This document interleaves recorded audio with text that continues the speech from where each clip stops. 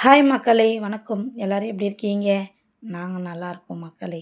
இன்றைக்கி எங்கள் வீட்ல என்ன லஞ்சுன்னு பார்க்கலாமா? வாங்க. இன்றைக்கி கேரட் பீன்ஸ் பொரியல், அதுக்கப்புறம் பார்த்திங்கன்னா முள்ளங்கி பொரியல் செஞ்சுருக்கோம்.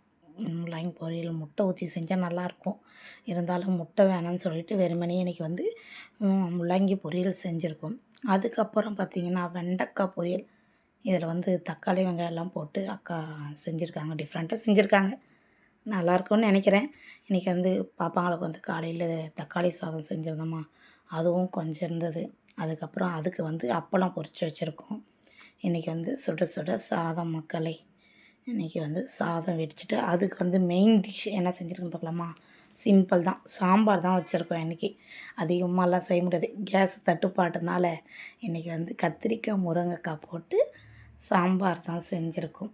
அவ்வளோதான் மக்களே எங்கள் வீட்டில். உங்கள் வீட்டில் என்னென்னு மறக்காமல் கமெண்ட் பண்ணுங்கள் மக்களே.